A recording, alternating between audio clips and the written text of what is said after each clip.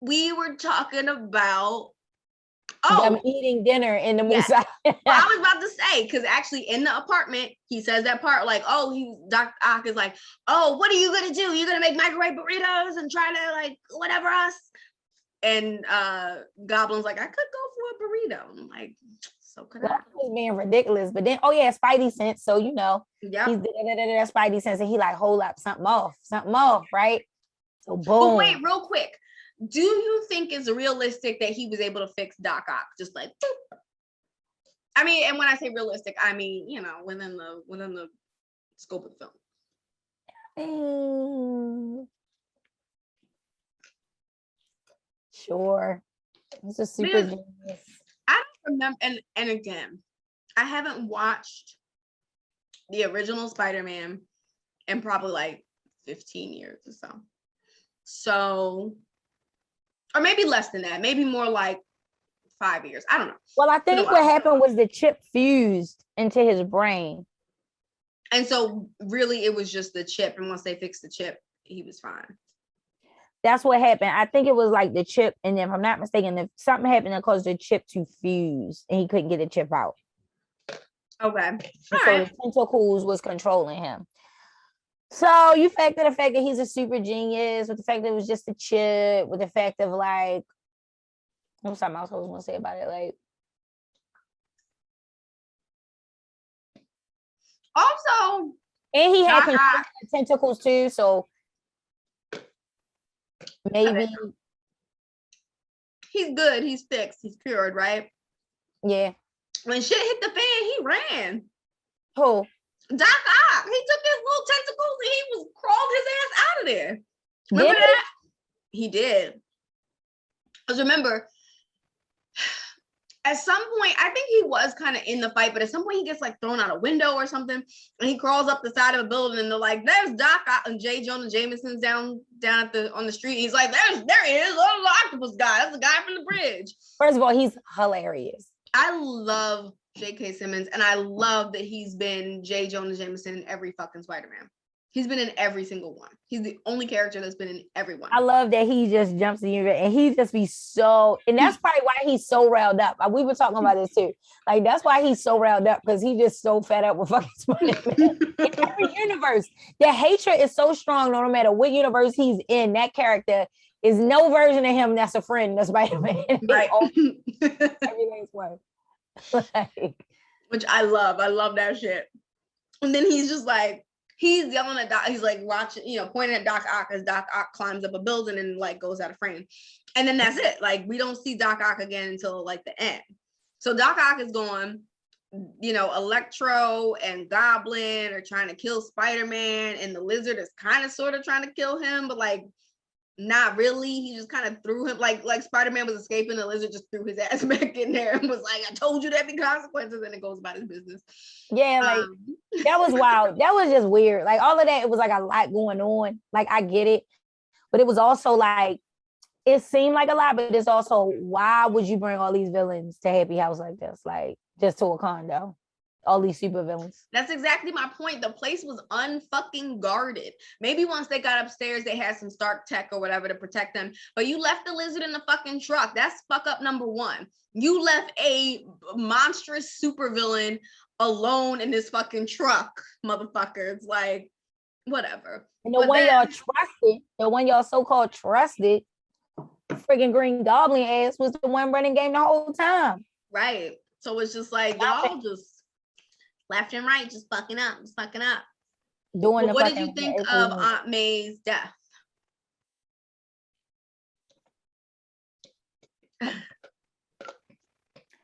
I said, no, y'all not. No, the fuck y'all not about to kill Aunt May and this bitch. I was like, no, y'all not. Oh, no, you won't. I was in the movies like, oh, no, you won't kill Aunt May. I was like, first of all, that scene.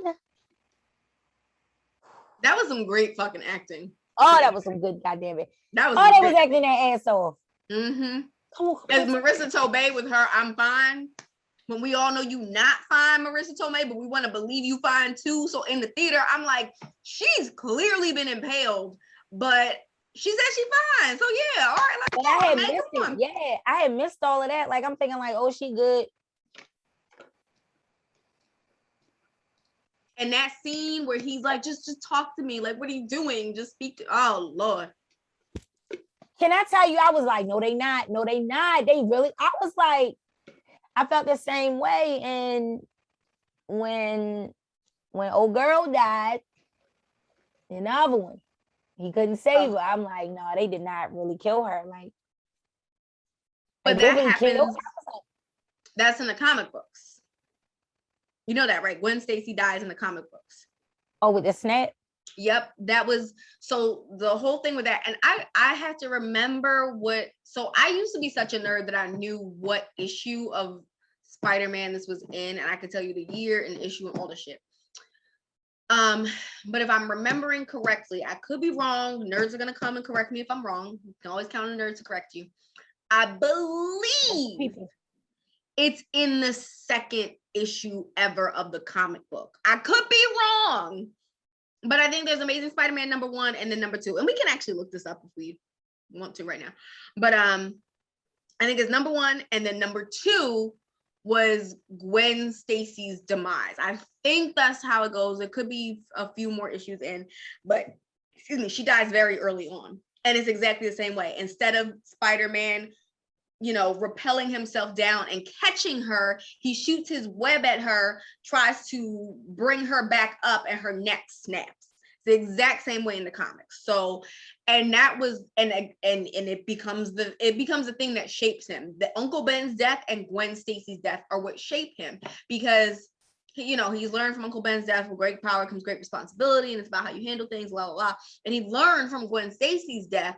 He learned how to be Spider-Man. He learned about how the physics of his abilities will affect the people he's trying to save and what he should do next, but that was her sacrifice. So she's done, she's gone. Like, so that was from the comics. Yeah, that was wild. That was, to me, one of the most, and we almost there, but like that. Were you expecting that? And when you saw Amazing Spider-Man #2 or whatever, were you expecting her to die? Hell no. Hell to the fuck no. I ain't read no comics. I know. I don't think so, because I think I was with my geek act. So I feel like we were together then. So like I'm sure he knew. I don't know if he leaked it to me or not, but hell no. I was like, they really killed her. I was like, oh my God. I was giving Home Alone. I really was. Like, I was really stressed out. I was stressed because I was like, I can't believe they really killed her. Like ain't no way she's really dead. And then the way he just, that scene. I have to rewatch that scene, actually. I don't remember. Actually, would you mind if we rewatched it right now? Yeah, watch it. Let's see. Okay. Because I legit really do not remember that scene because I didn't really watch it. All right. He sold me on that. Yeah, that was lovely. I mean, not. Oh wait, but I mean, his acting. I think it's still playing. I think hold up. Wait a minute, it's still playing. Hold up. I don't even know where it's at. All right, there we go. Hold up. Sorry, guys. We're figuring this shit out as we go. Nah, like, so y'all know we just rewatched the scene where Gwen Stacy died. Spoiler alert, obviously. Gwen Stacy dies or whatever. What'd you think? I think it would have resonated with me. Well, first of all, let me say, because I know what happens in the comics, I don't think it has the same impact on me as if you're learning that information for the first time. And I think also it might have been stronger if I had watched the whole film. The more we watch these clips of Amazing Spider-Man #2 with Andrew Garfield, the more I realize I really haven't seen this fucking movie at all, ever. Yeah, you probably none of this footage is familiar. This shit is good. I'm like, what the fuck is that? Who the fuck is this? Like, you're like, who are these people? I'm telling you, give it a watch. It's decent. But like, also the way that her neck snapped, and I believe in this one, her head hit the fucking ground hard. That shit was like, woo! You know what I mean? Like, saying it for the I was like, whoo! When the way her, I mean, even just now, her head hitting the ground like that. Cause like, if you close up on it, you know that, but from his, right, viewpoint, he can't see that. Few But inches he off. learned that invaluable lesson that you don't do that because the force, will fucking could kill a person. But what was So the that's answer? why now, But what was the answer? She was going to hit the ground anyway. Yeah, but the thing is, as we learn in this movie, you don't shoot the web because I don't know the scientific term for it, but because of that ricochet effect, because the web, that's what killed her. It wasn't her head hitting the ground. It was his web pulling her, snapped her neck. That's why he has all that guilt. It wasn't the ground that killed her. Yeah, but in that clip, even watching it, the snap in her hit hits the ground. Like it's in the clip, the way they did it was, but then it's like, okay, you blame yourself, but he tried to save her. He tried to save her, and it was very little he could do. But that's why now, if you notice in every Spider-Man movie, when somebody's life is at stake, and even though within the canon of these separate universes, right, only one Spider-Man has had that experience, they all have that knowledge intuitively, right? So if you notice, anytime somebody's life is in danger, they don't shoot that web down. They if they're fighting a villain, blah, blah, blah, person's falling, villain can wait, they jump down. It happens in every single movie. If you really pay attention, they never shoot that web to save a person. They throw themselves down and then catch the person, and then they, grapple onto something. So, which is interesting too, to think about that intuitively they have that knowledge, even if they haven't had that experience. Yeah, and I didn't realize, like, from rewatching that scene, how him being like, stay with me, like, you're not going, or something, was really the same dialogue that he had with Aunt May in this one, which I'm sure was intentional. Oh, yeah. Yeah, I didn't pick up on that. It was definitely almost the same dialogue. And like, that scene with Aunt May, it was really well done. And then, like, and then a Green Goblin came and was like, asshole on 1,000 more, like, I don't give a fuck. Like, he was basically like, fuck your aunt. It was like, God, right. He's like, oh, you brothers like yourself. Oh, you so weak because you love people. Fuck you dead on. Damn, Green Goblin.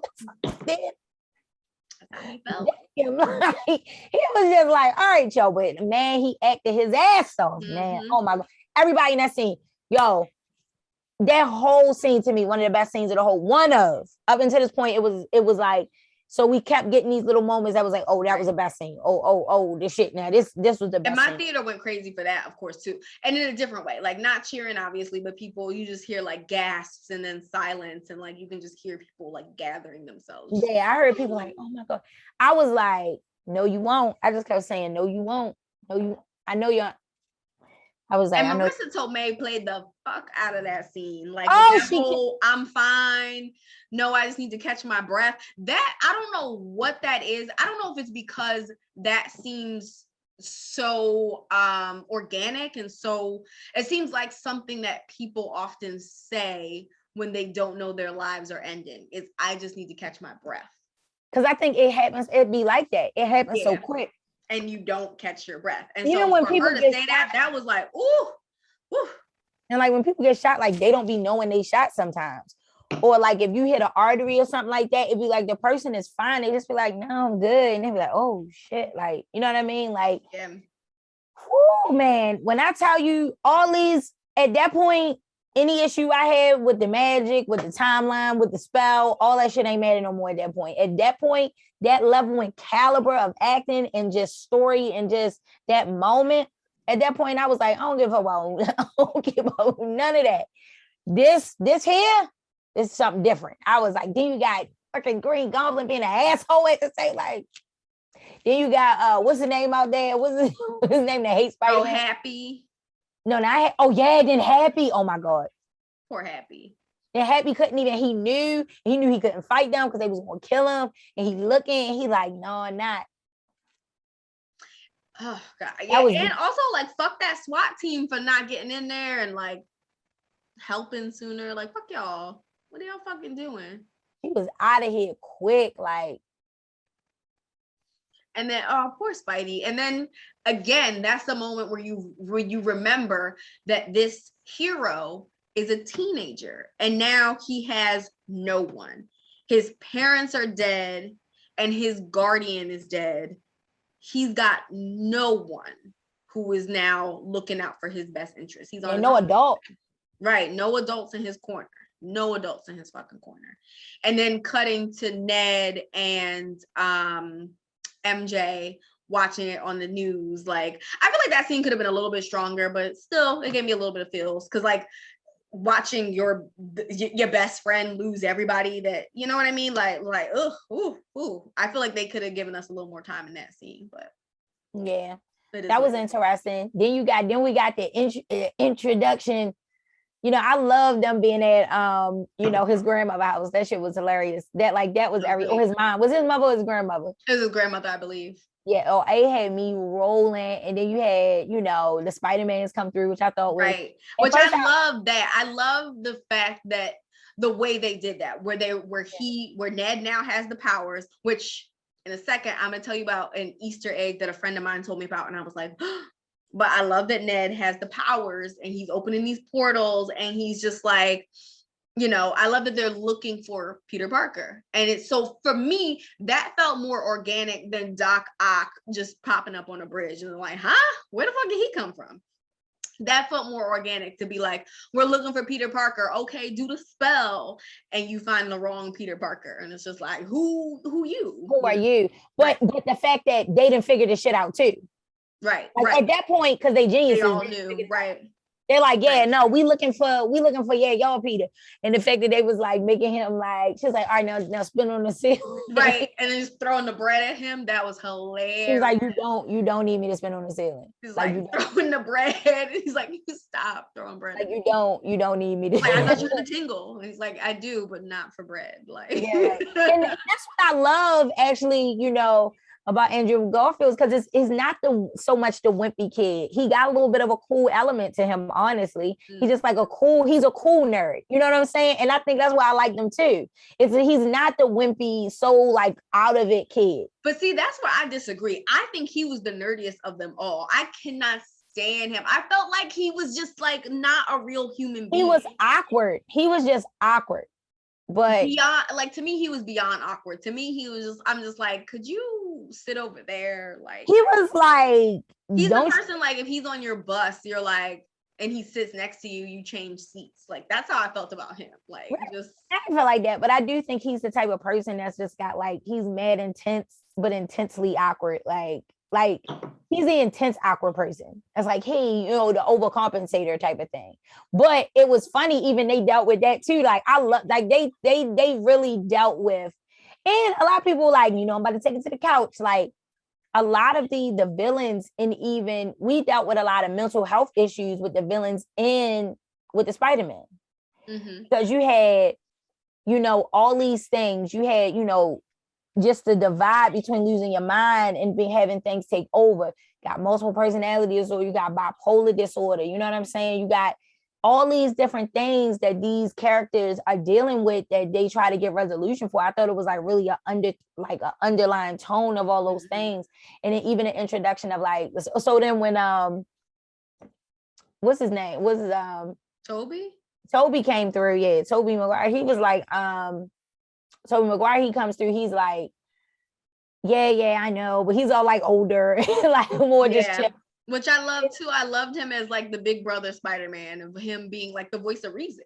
Yeah, because he'd been through and I like that he, even Andrew Garfield's, it was like they're all in these different places. It's like the start of this innocence and raw, and then you got the one he's still very much trapped in the middle of that trauma of him losing Gwen Stacy. Like, Tobey Maguire represents him having resolution and closure and getting older, but each of them got a little thing they can help each other with. You know what I'm saying? Which was beautiful.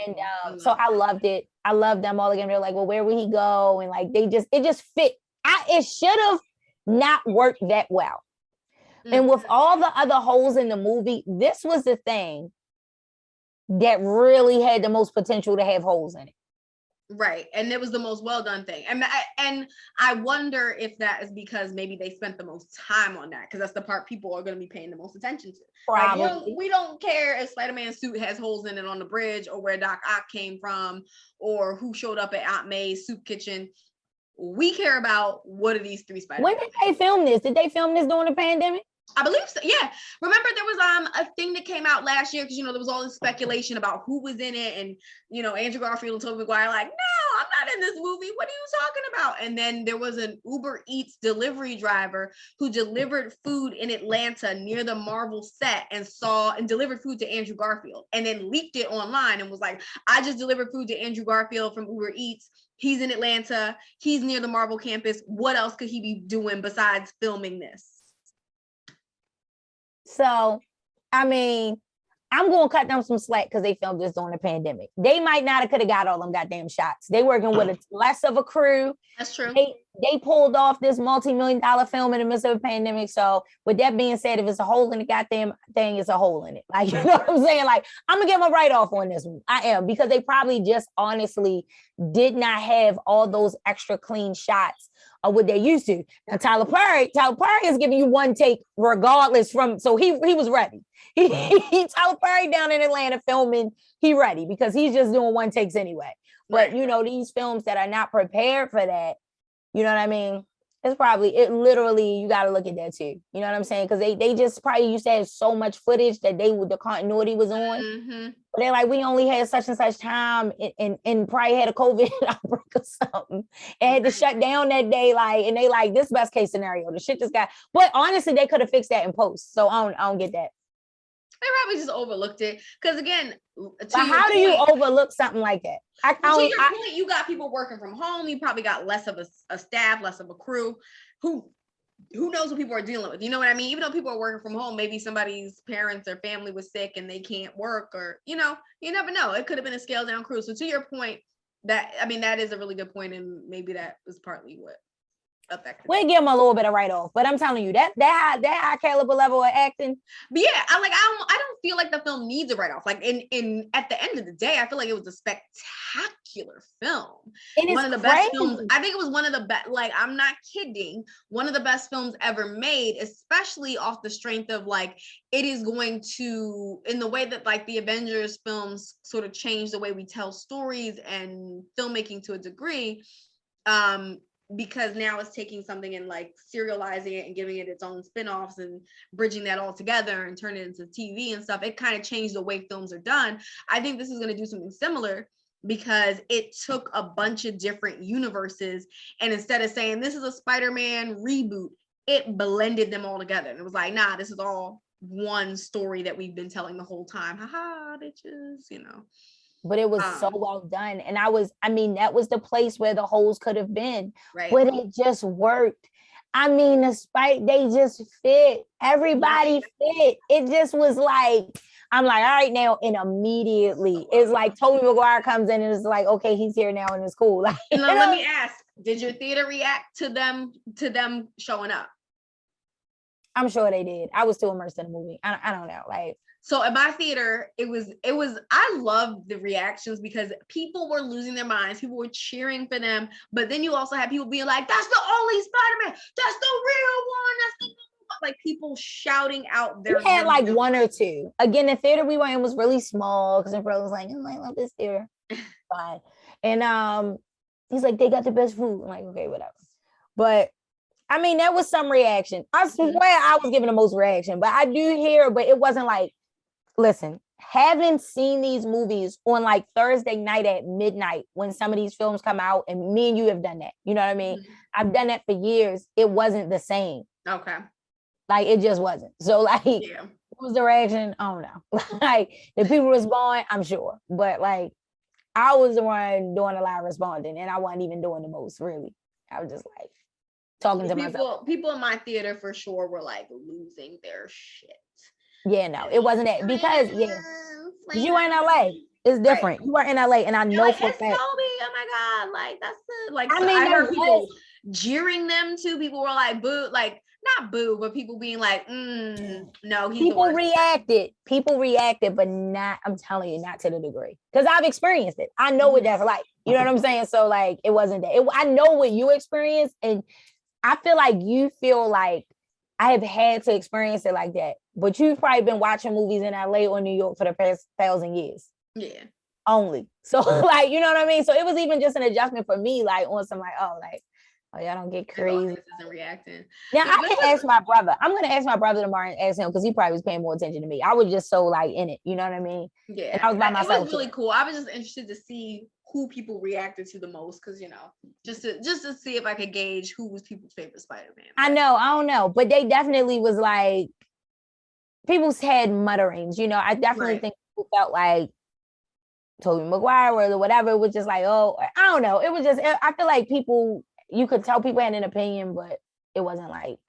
Well, what did you think of the scene once they both come through the portals, they both met everybody, and then now we're on the rooftop with Peter and Ned and then the two Spider-Man. First of all, if there was any doubt that Zendaya and Tom Holland were dating, that scene to me erased any doubt that they were in a relationship. I mean, we know they're in a relationship, but that would have erased any doubt, because there's that moment where she walks up to him and the way she hugs him, I was like, oh, that's a real relationship hug. That's a partner hug. That's a like, we in this together hug. Like, the way she did it was so, I love that moment too. It was so beautiful and so intimate and so raw. And then Ned comes up and hugs them too, and they all just sob with Peter. Like, that was beautiful to me.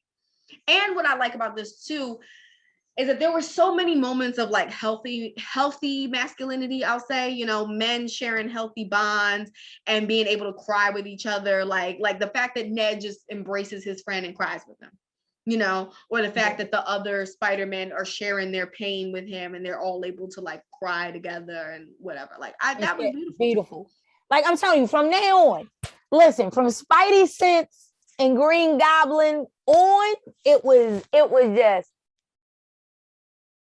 like the whole time. It was almost like a different film. It was like, at first you're watching like a comic book action movie, and now you're watching like a heightened Shakespearean drama. Like, now you're watching the prince who has lost his, who has the claim to the throne, but has lost his mother, and now he has to reckon with it. And he's got these two brothers who also, share the same burden. It was beautiful. Yeah. That thing, it did not let up from it. When not a moment, it didn't let up from there. Like, they might have gave you air, but just the caliber, like it just was, the bar was just, I was, as an actor, as a performer, somebody that loved doing this stuff, I was blown the fuck away by everybody from that point on. I'm just telling you, like, I was like, and it had this moment still, but it was just like, to me, we've been talking about the holes and talking about this, but like, none of that mattered. Right. Once these performances like made you didn't like, you ain't care about none of that. Yep. Because see, this is the thing too. Like, if you really truly believe about believe in the characters, it don't matter what journey they take you on. Right. So if films or movies or TV shows are able to establish that earlier, I'm going on whatever ride with you I want. Like, I'm going for the ride. I don't care if it makes sense. And that's like a key thing about writing, directing, and even acting and connected to these characters that I think is the bigger picture of like, listen, like, you know what I mean? Like, it's just one-on-ones. It's definitely one-on-ones. Wait, have we been? Huh? I'm looking at the time like, have we been on this video for 1,000 hours? I mean, we almost at the end. But okay, so boom. So wasn't that? I love that. I love the monologues. I love the moment when they're on the, first of all, can we talk about the Statue of Liberty? Because they mention in it, I think there's like a background news story where they're like, they're gonna put Captain America's shield on the Statue of Liberty. That's terrible. So you hear that in the background, and it was just like, okay, whatever. And then you see it, and I was like, wait, what? Like, what? And then like, what's his name? That be always like the Jay Jonah? Yeah, he's like, He's like, and he keeps destroying national monuments. And then the announcement like, meet me at the Statue of Liberty. It's like, the Statue of Liberty is going to destroy another sacred monument. Which is hilarious too, because it's like, for real, Peter, like, you couldn't have picked an empty warehouse. Peter was like, meet me at the Statue of fucking Liberty. Like, why you ain't just go to Central Park or something? Like, come on. But I get it. There's less civilians. There's no civilians at the Statue of Liberty, especially if it's being reconstructed. You got, that open space. But I also love, that was one thing I was going to say. I love that, like, the military and, like, the law enforcement has not really helped him at all. Like, he's just out there. Like, they just like, oh, you at the Statue of Liberty? All right, cool. Go destroy it. Fight these villains. Nobody has intervened to help him. They have not sent a single soldier to be like, we got your back, Spider-Man. Like, they just like, nah, you got this. I think this is what the shit was like. The walkies like, Spider-Man didn't need of assistance at the thing. And they like, turn that shit the fuck off. Like, what? Oh shit. That's a delete. Too fucking real. I agree. Like, nah. Like, Spider who? Like, nah. I say, oh man. But that was a dope climax of the Statue of Liberty. But my favorite parts were those scenes where they were talking, like when they're waiting for the villains to show up and they're just discussing the things, and he's like, they're like Tobey Maguire's like, oh, I got a back thing, and Garfield cracks his back. Like, why was the chemistry and just, it was seamless? Like, it should have been more awkward. It should have, but it just, they end. Oh, the awkward pauses. Right. Were masterful. Now, as an actor, you know what I mean? And as you're doing comedy, it's so much like the dramatic pause. It's so much comedy. And so, but the extreme dramatic pause, they just were nailing those shits. They were just so well done. Like, because the urge is like to have it and then talk over it. Mm-hmm. But then let them sit. Right. Like the number of times where they all just had eye darts of like, Shamira, girl, you glitched. You glitched. Did you blip? Did I glitch? Did I? Did I? Hello, I'm here. Say it again. Has it been 5 years or 5 seconds? Say it again. You said the moment. I would say just the number of times they had those eye, like, those very subtle movements where they're all just like acting with their eyes, which is beautiful during the awkward pauses. So good. But yo, that moment, okay, so we're at the thing, we're fighting the villains, la la la, everything's going haywire. First, I love the moment where they're like, this shit is not working, and they all get together and they're like, I'm not used to working on a team. And he's like, well, I am. He's like, I was on the Avengers. And they're like, that is great. What is that? Yeah, they were like, he was like, not the brave, but I'm a part of the Avengers. And they was like, what is that? Cool. And I love it. Andrew Garfield's like, is that a band? Are you in a band? like, oh shit, they don't have the Avengers like in their universe. Like, you know what I mean? Or we ain't seen them in it, you know what I mean? So it's like hilarious. And it's like, and it's like, oh damn, like his one claim, like his one like thing that makes him above, it was like, and then even when they were like, okay, you're one, he's like, well, I'm not one. And I thought I was two. He's like, no. He's like, I'm one, you're two, you're three. He's like, I'm three. They're like, yeah, you three. Like, right. And I love that when he's like, I'm not that great. He's like, you guys have fought aliens. And Tobey Maguire's like, whoa, let's focus on like the negative self-talk. Like, yeah, I died. That was beautiful. I love that. It. And he was like, heart was like, oh, because he was like, no, you are amazing. Say it. Just say it. I was like, oh, that's so. He was like, and I just thought Andrew Garfield nailed that shit show. Like, that's what I'm saying. He fucking nailed like his version of Spider-Man in the midst of these other Spider-Man. Because it's like, it seems like he would be more here, but he's like, he lets want to be more confident than he really is. And it shows there where he's like, you kind of see that side of him. And he's like, you are amazing. He's like, thanks. I needed to hear you say that. Like, I was just like, and I will say that sold me on Andrew Garfield as Spider-Man. I don't like his movies. I was like, but him in this movie sold me on him as Spider-Man. I do think you should watch the other movies, but I feel like you don't be just still so biased about it. Like it might not. Yeah, I don't know if I'll. I mean, maybe now, maybe I can have a more open perspective of it, but I kind of still feel like. Excuse me, I like it. I did because I feel like I like Andrew Garfield, so he sold me on whatever ride we were going on very early in that movie. So love him as an actor, but like I didn't like him as my Spider-Man until this one. This one he sold me, but I also feel like he was different. He wasn't as awkward. He was more. It just resonated with me as more of a realistic portrayal of what I think I associate that character to be.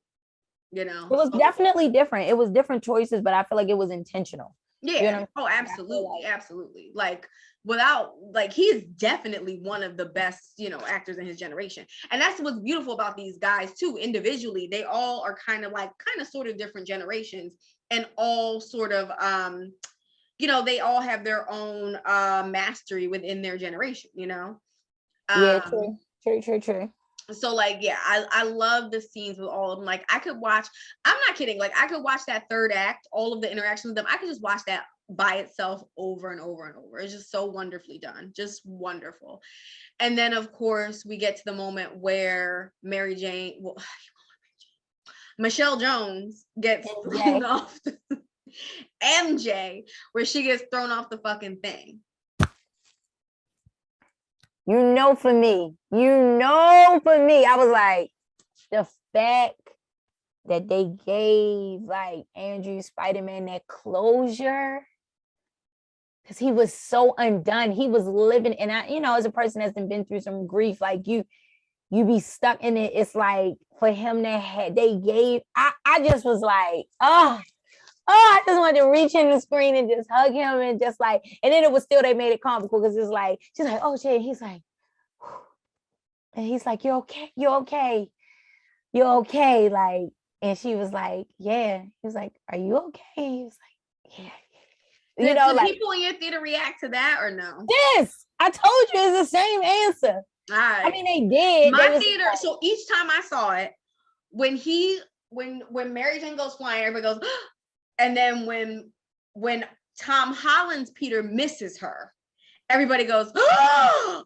And then when Andrew Garfield jumps off, everybody goes, oh! Like it was so dope watching this in a theater full of people who were reacting. Yeah, you make me wish I would have watched it and like everybody. Like when he dove off, everybody went, oh! And then when he catches her, I swear to God, both times I've seen it, every female in the theater went, aww.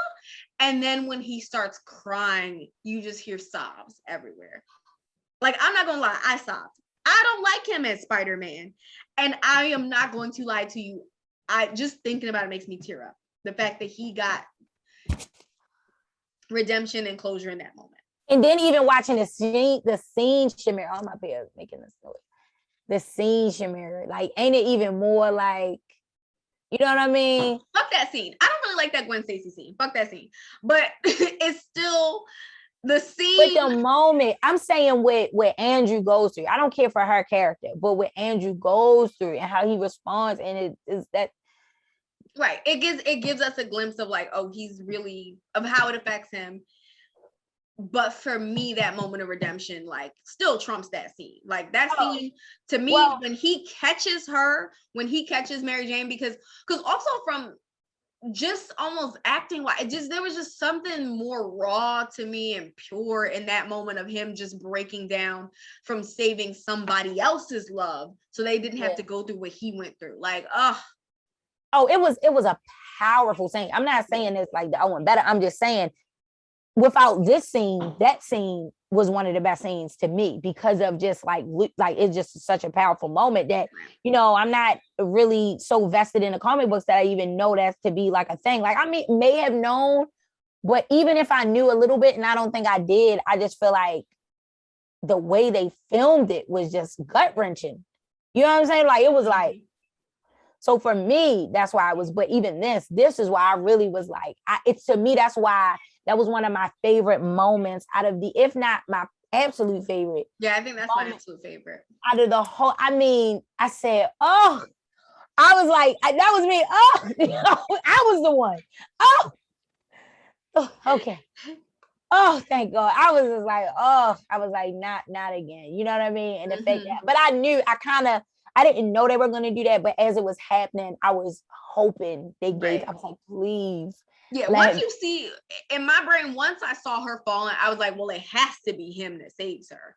Yeah, but then it was the other one, you like, wait, what? But then when he kind of, I'm like, yeah, like, but you like. Just like it had to be Toby to interact with Norman toward the end. Remember that there was that moment where he's like, where they interact and he's like, you're all grown up, like, good to see you and all this shit. Like, oh yeah, that split moment or whatever. Yeah, like, yeah. Because at the end of the day, Norman Osborn was like his best friend's father at the end of the day. Before he was Goblin, his mentor, like, this was a man, right? This was Tobey Maguire was a man who didn't have a father figure, and he looked up to Norman Osborn. So at the end of the day, they had that bond, that relationship. So even when they're creating the cures, and Tobey Maguire Spider-Man says, yeah, I think I have a cure for Norman. I've been thinking about it for a while. That resonated with me too, because I was like, oh, that's love. Like, just thinking about this man is dead in his universe, but he's still been thinking about, what if I could have saved him?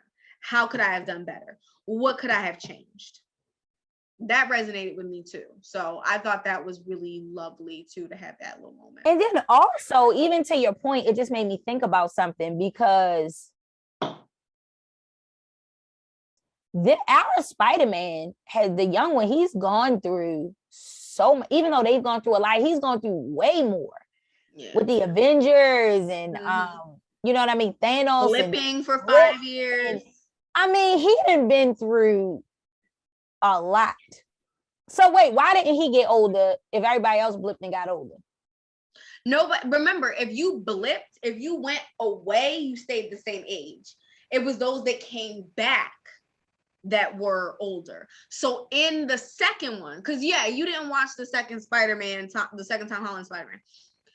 So when they got blipped away, they come back. So the first Spider-Man Homecoming takes place before. I did watch it, but I'm saying, and I watched it afterwards. But so Spider-Man Homecoming takes place before the blip. Spider-Man Far From Home takes place after the blip. Right. So what happens is they stay the same age because they weren't there to age. For them, it was 5 seconds. For everybody who was around, it was 5 years. So for Aunt May, who I don't think blipped, and whomever else, it was 5 years. For Peter and I think MJ, I think Peter, MJ, and Ned, I think all of them, I think they did it so that all of his immediate circle had stayed behind. They were blipped. Oh, okay. MJ, Ned, Peter, and Flash. Because even Flash, there was, I believe, because remember when they're on the bus and there's like a kid that used to be younger than them and now he's like way older than them, and they were talking about it on the bus when they're in Europe. Remember? And they're like, oh, see, I thought it was the other way around. See, I thought they was trying to say that people that blip age. I was like, that don't make sense. No. The people that blip did not age because it was just a boop for them. It was literally like a split second. Right. But I thought, I just thought it was the opposite. Okay, that makes sense. All right, so boom. So yeah, all of that was just so good. Everything in the Statue of Liberty, beautiful, was so good. Like, and then from them working together, the moment, yes, I love that best moment. It was just nothing. It was just, that was so good. Like when they all run into the scene together after they decide like to work as a team, the audience in my theater was like, ah! Like everybody's cheering when they like pose, when they're all on the Statue of Liberty. They each land individually and they each get their moment, and everybody's like, yeah, and then they jump off, and everybody. I didn't get that. I didn't get that. You didn't get that? Like everybody, it was literally like beat after beat. Everybody's cheering. They cheered when they landed on the Statue of Liberty. They cheered when they jumped off. They cheered when they hugged. Like, it was wonderful. It was. I get that experience, sis. I was that experience. I gave the theater that like, oh my God. Nah, but that shit was dope. And then, well, what happened in between? Because then it gets to the good part. You know, obviously they're trying to catch him. Right. So it's. Well, yeah, it goes from, you mean everything at the Statue of Liberty? Well, yeah, up until, I'm trying to not skip over nothing before we get the Green Goblin. I don't think we skipped over anything because he cures Sandman. They cure each of them individually. They cure Sandman, they cure Croc, then they cure Electro. And then Oh, Doc Ock comes and he's like, I got them to Electro. He's like, they're mine or something. Right. And then just takes the shit out of Electro's fucking chest, which was pretty fucking lovely. But my question was, Doc Ock, where the fuck were you this whole time? He got the fuck out of there. Right. He fucking, where were you? They could have used your help. Remember when Doctor Strange comes and the other Spider-Man like, well, he could have used your help. That should have been for Dr. Octopus, because where the fuck was he? He could have used y'all help. Like, right. He probably was, maybe he was playing both sides. Maybe he knew that he had to get in with the villains to be able to help later. So that's, I'm gonna give him fair. I'm gonna give him but that. I do love that our Spider-Man, like both of our older Spider-Man were standing up for little brother Spider-Man, and they were like, where were you? Like, they don't even know who Doctor Strange is. They just coming for him. They just like, he could have used your help. And he's like, whoa, guys, this is the wizard. Oh, he the magic guy? Well, why is his spell right? Right. They were like, like, yes, tell him. And Doctor Strange was like, all right, y'all. All right, but then he was like, hold up, they current him. And he was like, yeah, those Andrew Garfield and Tobey Maguire turned into like old black aunties at that time. They're like, where you been? This baby needed your help. And speaking of old black aunties, how about the black lady from MIT gonna be like, oh, and yeah, I don't like, that was appreciate not okay. I was like, yes, bro, black lady. She was like, let me get at him. She's like, I see you over there. That was great. That was great. I was sad that Tobey Maguire got stabbed, but I think that was handled well. I'm glad he didn't die. Hey, yo, but that moment when he started whoop, everybody was like, yeah, oh. He's because Andrew said he stopped pulling his punches. Right. Because that's what my brother said. He was like, one thing that's known, I didn't know this. He was like, one thing that's known about Spider-Man is that, he's known to hold his punches back because he's so strong. Right. And he was like, Andrew was like, I stopped holding my punches back. Just don't give a fuck. Like, but that was also a beautiful scene. Marvel does beautiful fight scenes. It reminded me of that scene in Black Panther where Killmonger and T'Challa are fighting for the throne on the waterfall, and it's just a raw fight scene. And then when they fight at the end in the city, like near the subway, it's just this raw fight scene where it's just hand-to-hand combat, and it's so beautifully choreographed and shot. And it was like that with the shit with Green Goblin. It was beautifully shot. It's just hand to hand. It's just punch after punch, and he was just going the fuck in. And I love that moment where he's going. He's about to like with the fucking goblin glider or whatever, and Tobey Maguire comes, and they just lock eyes, and there's no dialogue exchange, not a single fucking word, and they just lock eyes, until Tom Holland gives in. Beautifully done. Beautiful. Fucking stabs him. And then Goblin fucking stabs him. I was just... Did you freeze? I'm like, what happened? No, that's how I was in the theater. Yeah, when he got stabbed, I was like, please don't kill him right now. Like, I'm not ready. I was like, well, I thought he was out of there because I was like, he older. I was like, Tobey Maguire is probably like, I don't want to do no more of these. And they're like, we can kill you. We'll kill you. Later, he gonna be like, nah, I've been stabbed before, but shit. Right, that was funny. And he like, you in a lot of pain right now, jeez. Yeah. And then when the sky's opening up, and he's like, is that real or am I dying? Now that's the shit right there that I think is real. There's somebody out there cracking, open up these portals. There's a whole bunch of spirits and entities and shit ready to come through. Now that's the part I think. I'd be so irritated. I'd be like, but we ain't got no Spider-Man. Like, what do we do? Yeah, I would be irritated. Also, what is up with the citizens of this reality? Like, these poor people who have been blipped and seen like Avengers fighting and buildings toppling and countries crumble and all this shit. And now, can you imagine, right? You having a lovely day, you get up early in the morning, maybe you got like the audition of a lifetime, and you're like ready and feeling so great and prepared, and just everything's going well, and you're living in this lovely apartment, and you step out on your balcony for your morning coffee, and you look up to see the sunrise, and the sky is cracking open, and purple shit is oozing out, and these And that's me and your ass sitting there. And I'm like, I told you, Shamira. That's when I'm gonna turn to go down my rabbit holes, my conspiracies. Like, I've been telling your ass, and you gonna look at me like, I can't be what's right. Yeah. I would be so irritated. I feel like I would have no other emotion besides irritation. I would just be irritated. Like, why though? The sky cracking open, huh? So I still got a sticker on my eye. I saw that. I was like, but I also do that. So I was like, that's my girl. I'm not gonna lie. That was my thought. Was like, yeah. That's hilarious. This is the thing you don't care about until it's on fucking camera. Why the fuck would I care if there's a sticker on the bottom of my wine glass until it's on camera? And then and you know it's when I just grab somewhere real quick. You just like it's a dollar store glasses, you know. Absolutely. Yeah, why would makes total sense to me. That's hilarious. But yeah, that'll be us sitting there like at the beach. And then the shit closes back up like nothing happened. Like that shit happened to me. I'll be like, because this is how I feel now when I look at the skies. I'll be like, up, nope, coming through. All right. You find out the whole Avengers battle going on up there, I'll be so irritated. Like, I think it is, but hey, that's just my opinion. Just saying. But that part had me like, I was like, that's probably really how it is right now. Shit cracking, people coming through. But then he says, he's like, make everybody forget me. He's like, we can reverse this. Which also, low-key, I'm not going to lie, irritated me because that should have been Dr. Strange's suggestion, not Peter's suggestion from a story standpoint.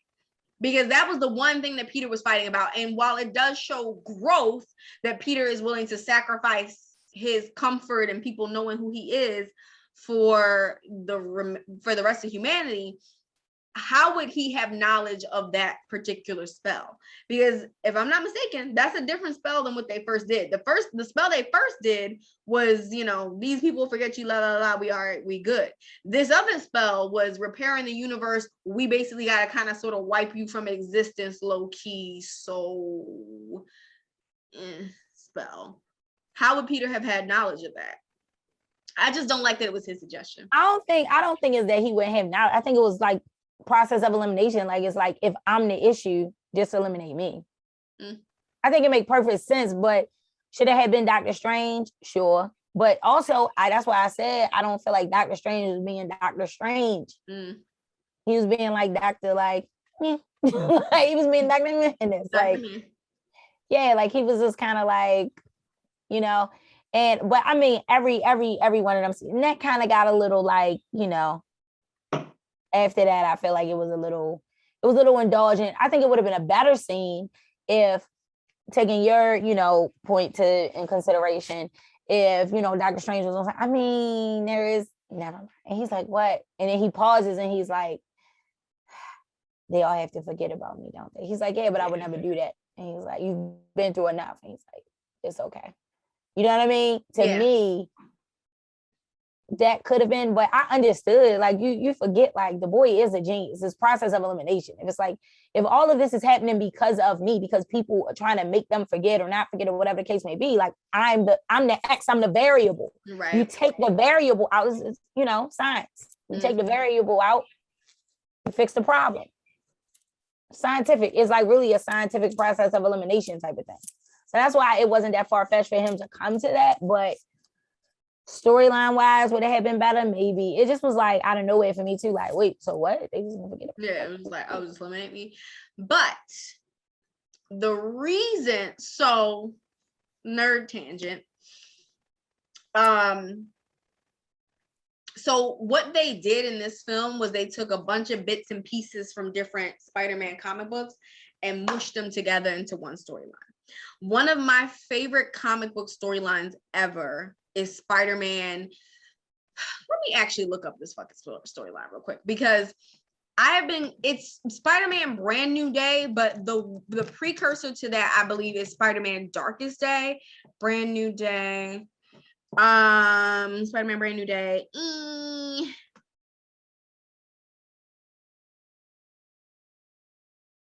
So there's a storyline after Marvel Comics Civil War, right?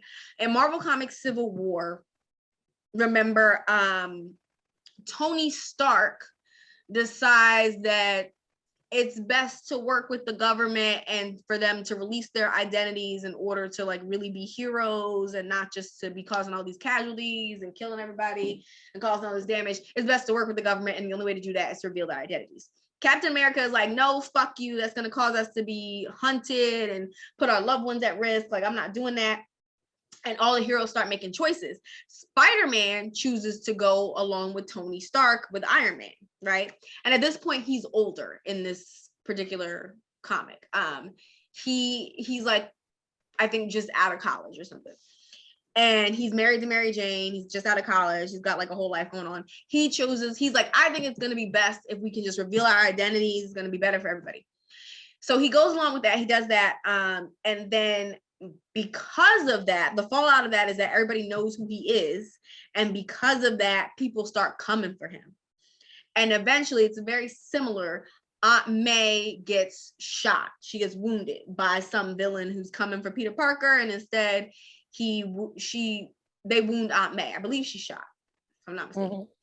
Mm-hmm. So they put Aunt May on life support, take her to the hospital, put her on life support. Of course, Peter Parker is really poor.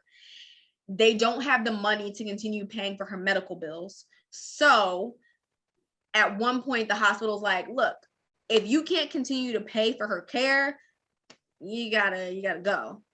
And so Peter Parker goes to Tony Stark to ask for a loan. Now, Peter Parker and Tony Stark are at odds at this point, right? Because of the whole Civil War thing and because Tony chose one side, Peter Parker chose the other. So Peter Parker still I thought he chose the same side. No, that's not what you say. Yes, I'm sorry. Because they chose similar sides, but then what happens is, and I could be wrong, comic book nerds, correct me if I'm wrong, but that severs, once Aunt May is harmed, that severs that tie. I'm a little drunk. Okay, I got you. So something happened. They were on the same side. Something happened. They were on the same side. Something happens that severs that tie. So because of that,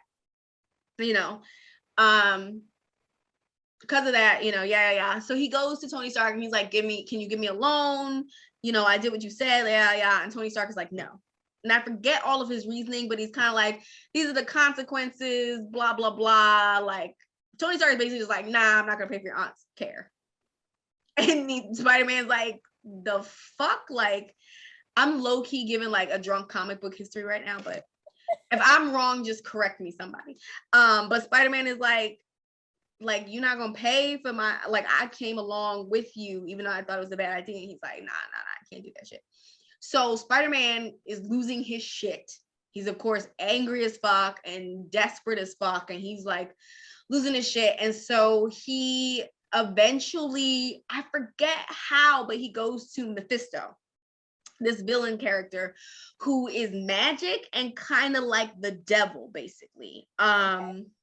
He's basically like the devil. He's kind of like, he's Doctor Strangey, but if Doctor Strange were the devil. Okay. Excuse me. So hey, he goes to Mephisto, and like Mephisto is like, look, your aunt's gonna die, but I can save her if you make a bargain with me. And Peter doesn't want to do it, and he's thinking about it, he's going back and forth, and he's like, no, I can't make a deal with Mephisto, let's deal with the devil, blah, blah, blah. And so finally, after going back and forth, he's like, the only thing he can do to save Aunt May is to make this fucking deal. So he goes to Mephisto and he's like, fine, I'm gonna make the deal with you. What are your terms? And mind you, Peter Parker is married to Mary Jane at this point. And Mephisto is like, I'll save your aunt, but you got to give me the thing that's most important to you. And he's like, what do you mean? And he's like, your marriage, the love of your life. You got to give me your love. So he basically then decides everybody's going to forget about Peter Parker, especially and including Mary Jane, but like especially Mary Jane. Like, this bitch ain't gonna remember you at all, motherfucker. Like, none of this shit, none of your relationship will have happened. I don't even think their friendship happened. Like, she, like similar to the movie, like she has no idea who he is. So he takes everybody that loves Peter from Peter in order to give Aunt May a second chance at life. And so Peter ends up in a world where nobody knows who he is. He's just this lonely dude who's out there living, being Spider-Man. So like and I want to say, please, nerds, help. What is the fucking series called? Is after Civil War, is before Brand New Day, because I know Brand New Day is the start of it. I think it's Darkest Day. But Brand New Day is the next one. Huh? There is a Darkest Day, I think. Is it Spider-Man Darkest Day? If it's, I think that might be the one right before this, because Brand New Day is basically after it gets rebooted. After Mephisto resets the universe, that's when then Brand New Day comes out. And in Brand New Day, Spider-Man's doing his thing, la la la. He knows who Mary Jane is. He loves Mary Jane, but she's like, who the fuck are you? You know, kind of thing.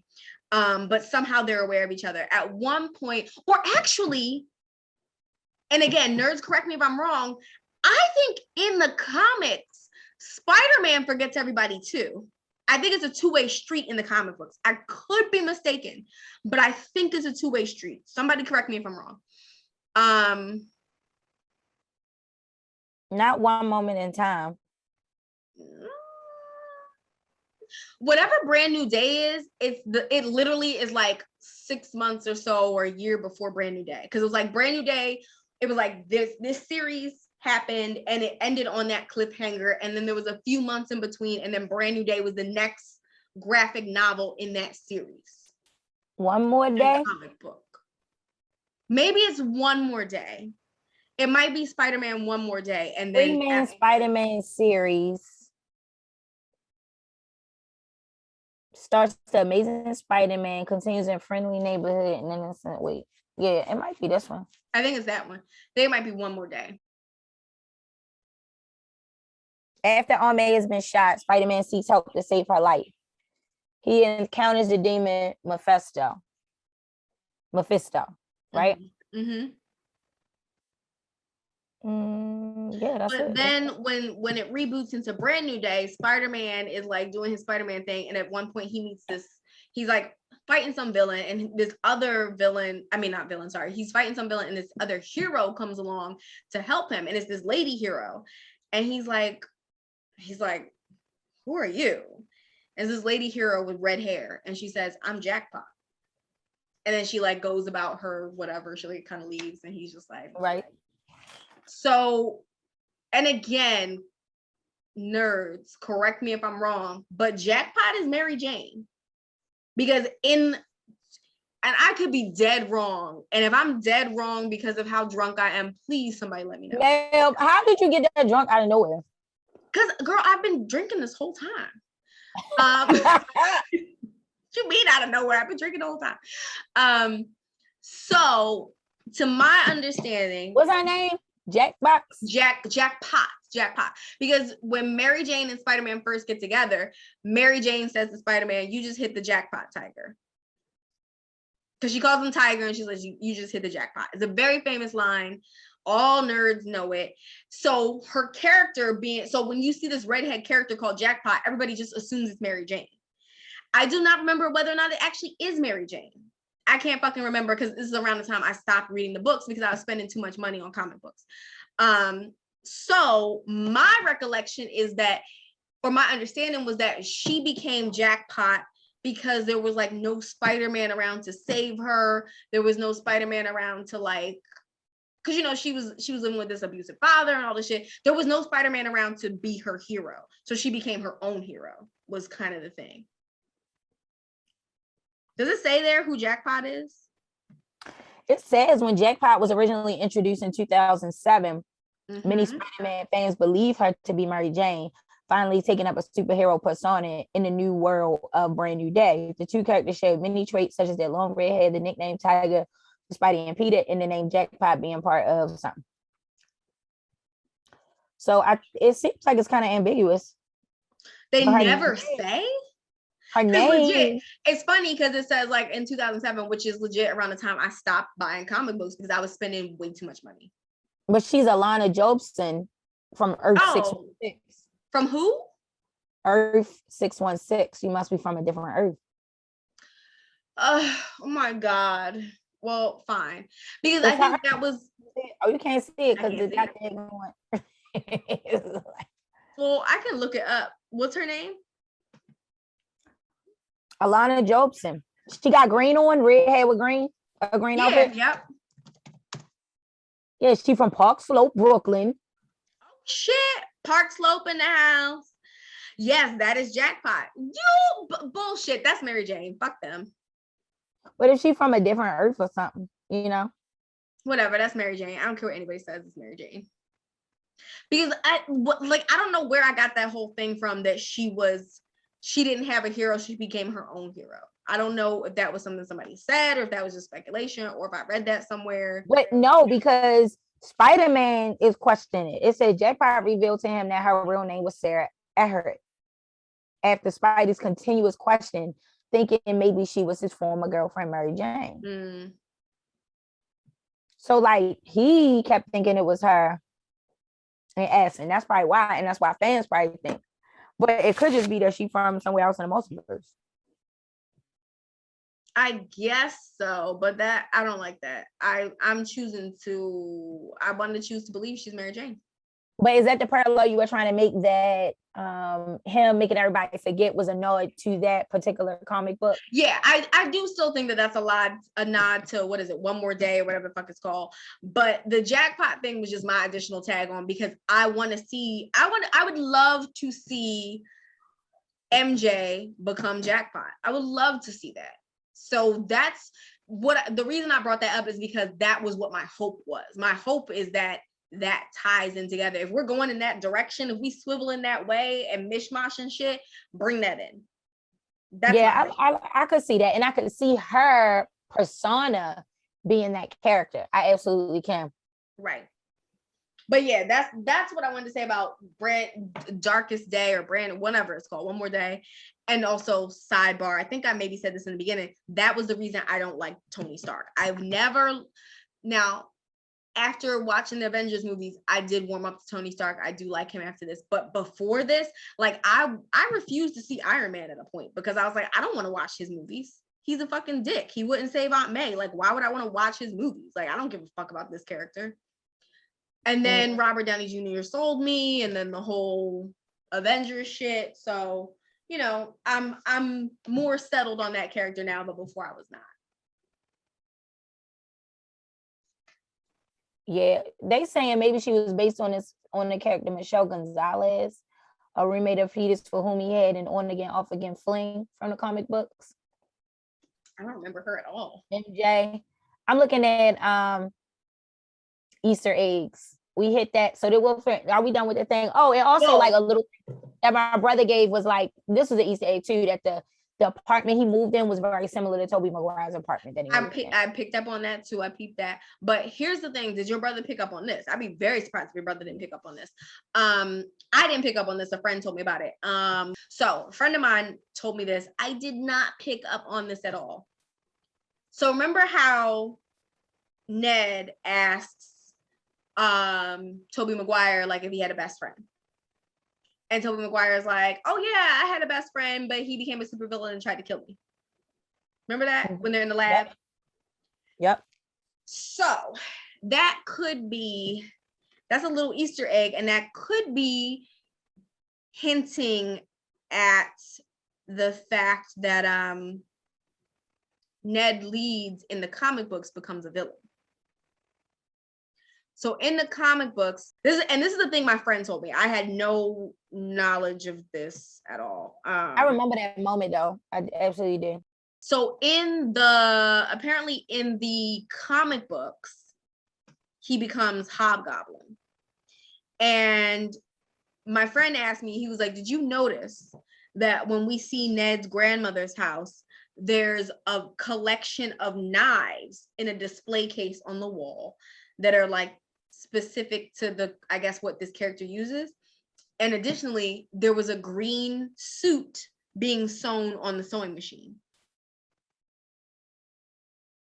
Is he a magic character or something? No, but that's what I was saying to my friend. I was like, but does he have Doctor Strange's powers? And he was like, no, but that doesn't mean that they won't, like, if they bring that character in, they might make him magical, which fair enough, you know? Yeah. So that's also, yeah.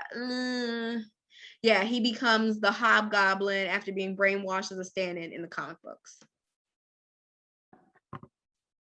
That's interesting. So, and the only reason, and my friend was like, so do you think he's going to become a villain? I was like, absolutely not. Like, Ned won't do that. He said he wasn't going to do that. Why would Ned do that? Like, Ned said, no, he's not going to do that. And I believe Ned. So, because I don't think I could handle it emotionally if Ned becomes a villain. But that's a good damn storyline, though. I thought you were going to say that he becomes, don't you know, the guy that runs the place with Doctor Strange? That's what I thought the direction they were going to go into. He takes over for Wong. But because he was so excited to be there, but what you isn't there like a time thing? Like I was thinking like you were going to say, blow my mind and be like, oh, that's actually him or something. And I was like, no, I wouldn't be. I mean, it would be interesting to see them blend the two, but the only thing that makes me nervous that they might actually take Ned in that direction is the suit being sewn on the sewing machine. That's the thing that makes me nervous. If there's a suit being sewn on that sewing machine, that's a very strong indication that maybe they're trying to take him in that direction. Because if it was just the knives, it'd be like whatever, and the magical like whatever. If there was, but the suit on the sewing machine coupled with Ned being like, I'll never become a villain and kill you. Yeah. And saying, but really he does, right? Right. Huh. Oh, that's interesting because yeah, he does. Oh, that is that whole thing. Part of Mephisto's rewriting of reality included Peter's identity being wiped from the minds of everyone who ever knew Peter Parker, like you were saying. So that ties into the spell. Right. Yeah. They just flipped it. However, just like in Spider-Man No Way Home, Peter seeks a last-minute change. In the comics, he pulls MJ into the spell, meaning that only she will remember he's Spider-Man and no one else, unless you count all of Peter's clones, but that's a story time for another day. The spell has slowly disintegrated over time as Peter has played loosely with his secret identity. Nevertheless, Spider-Man reveals one of the few costume heroes.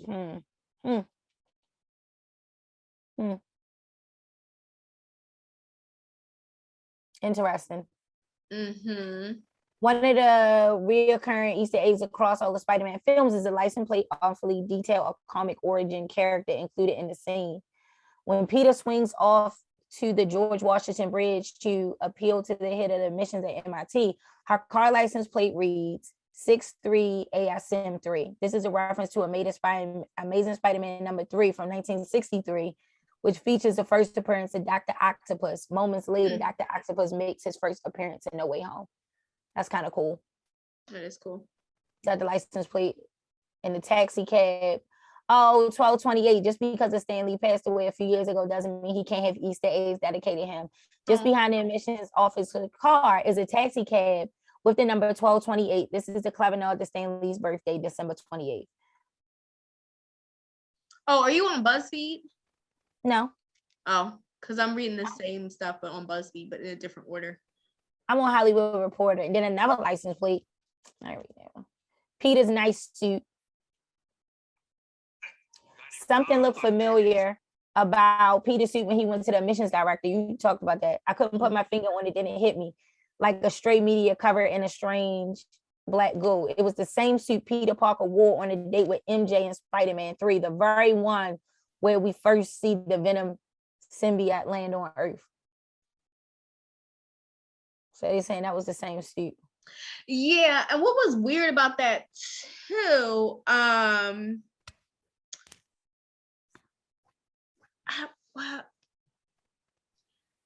just lost my train of thought. Oh, that Venom Easter egg was like, the Venom Easter eggs are kind of bothering me. Yeah, but you saw at the end how they did that with him being with there. Wanda. Huh? With Wanda. What? You saw both end scenes, right? Yeah. Yeah, with Wanda. The first one was with Venom. The second, you saw the second end scene, right? Yeah, well, Wanda.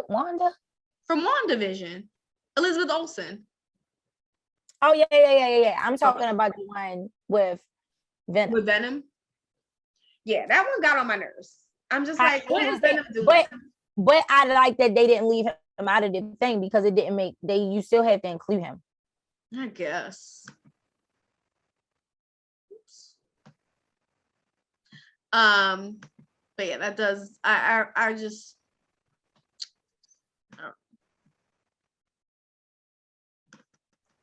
I don't know though, but I don't see no more. Well, what about the scene when Jamie Foxx says there's got to be a black Spider-Man out there somewhere? What about it? Well, I think that's referring to Miles Morales. But where the fuck? Because there was speculation that Miles Morales was going to be in this one too, but he wasn't. Wait, Miles Morales, Spider-Man from Into the Spider-Verse. Is that the Is it animated? Yeah. Mm-hmm. Oh yeah, with the black boy. Yeah. I'm sure that's what that was. Yeah, 1000%. I thought I would love to see like him there come may be into this. Like there was speculation that he was going to appear in this, and then he didn't. Yeah, they probably was gonna have there. It was like, oh, we got Jamie Foxx. That's enough. Depends on when they filmed it. Now, if it was doing high, what were they calling it? White guilt. If it was doing white guilt time, then they probably would have added them. But it might have been after. Before. But before after, if you just like put all the black people and everything, just get them all fell back. So right, like just give the black character the line of being like, there must be a black Spider-Man out there somewhere. I can't. This video been 1,000 hours. Worth it though, because it really was a good. It was hands down like an amazing friggin' movie. Like absolutely. And given where we started, like, oh, this and that, I'm telling you, none of that shit matters. Once you hit that Spidey sense, like it's a wrap. It's like, and I wonder if they filmed some of it. Maybe they filmed some before the pandemic and some after. What? On this article on this site, it says number 40 on Easter eggs. You haven't watched Hawkeye, have you? No, I haven't watched it yet. I was going to. I ain't watched it yet. Then never mind. I'm gonna skip that one. It's a little like Hawkeye spoiler. No, ain't give it. Maybe a little bit of a spoiler, depending on how much you pay attention to everything you've seen. Well, go ahead. I love Hawkeye. I'm gonna just watch it off the strength because it's from Nah. I don't want to spoil nothing for you. I will say this. It don't got nothing to do with nothing, but I love the Loki. Yeah, Loki is dope. And that's all gonna come into play. What? In Hawkeye? No, and all of it. I mean, to my understanding, their plan is to bridge all of this, if I'm not mistaken. Makes sense, because they've been doing that. Even I really love how they were doing that with Agents of S.H.I.E.L.D. Even though Agents of S.H.I.E.L.D. got crazy. Agents of S.H.I.E.L.D. got crazy after a while, but that was kind of like the first test of the movies to the TV show and letting those storylines, and it worked. Because they could function outside of that or within it. Right. Like if you didn't see the movies, like you weren't thrown that much, but if you did, it was a good Lord. You know what I mean? It didn't take away from it too much. Right. But I love what they done with the universe and just like, and I love that every year on my birthday, usually there's a new movie. Oh yeah, that May 1st, Memorial Day. Not Memorial Day. Memorial Day is the end of May. Is it? Okay, you would know better than I would. May 31st is Memorial Day. But it be any time in May. Sometimes they do be making it Memorial Day, but typically that first week of May, we gonna get us a Marvel film now. We gonna get one. But now that everything's off, who knows? I don't know. But it was good. All in all, big takeaways. Definitely Andrew Garfield scene. All the scenes with all the Spider-Mans together. You know what I mean? And I'm healing. And I love that they broke them out into different stages, and everyone had been through their own trauma. But interestingly enough, like our current Spider-Man, he's like low-key done been through more than everybody else, but at the same time, he's still a kid. Right. You know what I mean? And it's very much probably like the kids growing up now. They've been through a lot of stuff in a very short period of time. Their life is just different. Like literally, they got blipped, so to speak, too. You know what I mean? Like everything paused and like they, Yo, you right. I'm just saying, so it's like they different. And even though we've like been through things, it's been more linear with them. It's like, just a different world. Mm-hmm. And so I just love that. I love like the healing. It was tons of healing and purging and growth in the villains and the Spider-Man, and just about everyone, and I loved it. I just, from Aunt May, I'm telling you, man, from that point on, it was a different. Quick tangent, or not really even a tangent, but like all of these movies take place in 2023 post blip, right? Because the blip happened in 2018. It took 5 years, so it's now 2023, right? I would assume, yeah. I mean, that's what I think. Because in Hawkeye, even there's a point where like they do a flashback and it's like 2018, and then it says 5 years later, which is supposed to be the present, like that the show is happening in. I was like, so all of this shit takes place in 2023, and I don't know why that's important to me, but it's just interesting to me. Like, oh, this is technically our future. So this, if these universes have had a pandemic, they're post-pandemic. You know what I mean? Like if these universes have had certain experiences, they're post that. This is 2023 now. 2023, them skies probably gonna crack open, sis. So I'm not ready. If they decide to put the Captain America shield on the Statue of Liberty in 2023, I'm out. I'm like, it's too much of an omen for me. I'm out. Bye. 2023. Like the sky about to crack open. Y'all putting the shield on there? Like, nah. They put it all in a movie system, just saying. So we'd be like, oh, that's not real. It's just a movie. So and what was interesting and creepy about the Statue of Liberty to me was that they had cleaned all of the tarnish off of it. Yeah, so it was actually like copper. It was actually bronze, or copper, whatever the fuck it is. And that shit creeped me out. And it also, it weirded me out a little bit that nobody in the theater reacted to it. I was waiting for somebody to be like, what? I was waiting for somebody to audibly react to the way it looked, and nobody did. And that also creeped me out. It creeped me out that nobody was freaked out that the Statue of Liberty, like, is supposed to, we know it is green. Is that also not our universe? Right. That was another thing I was wondering too. Is that to say this is not our universe because the Statue of Liberty has the shield and it's bronze. They cleaned it up in that universe. I feel like she had a shield in one of these other movies. I can't remember which one it was though. She probably did, because I think in some of the TV shows she now has a shield.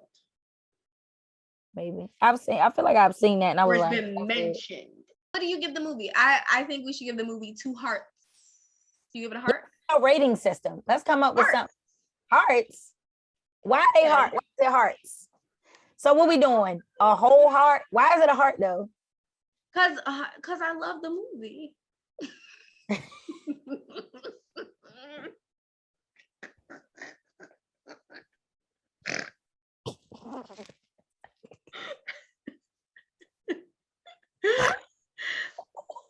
Okay. So our rating system, at least for the day, is hearts, right? So you could get no hearts, you get half a heart, right? Or you could get a whole heart. And I give it 2. Yeah, I give it a heart. Is that a heart? 2 hearts. All right, we give it 2 hearts.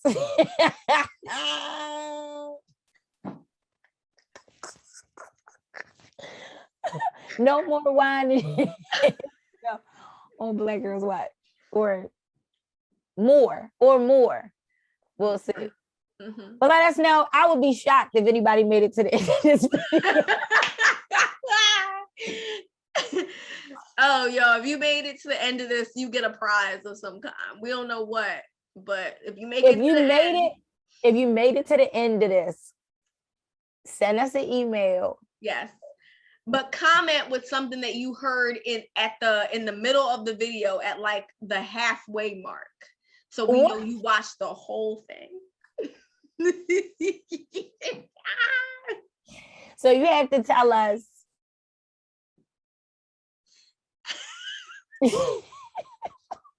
So one of these things are not the same from start to where we are now in this frame. One of these things are not right with me. That's easy though, but no, because no. Okay, if you watch the whole thing, you have to tell us, what did I eat for dinner?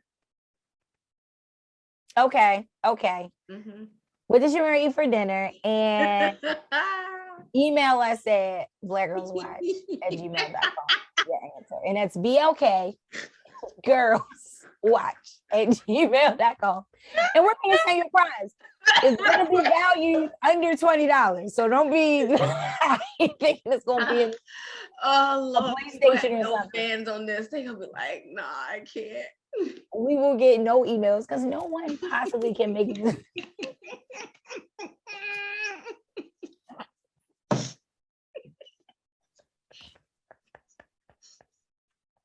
And no, I just did a spit take. I just spit water all over my friggin' laptop. Wow. Yep. And on that note, this has been Black Girls Watch. This has been Black Girls Watch. Black Girls Watch. We gotta get a theme song. Somebody write us a theme song. Yeah. Black Girls Watch. Bye. It's been real. Watch the movie. Comment below. Let us know what you think. Bye. Bye.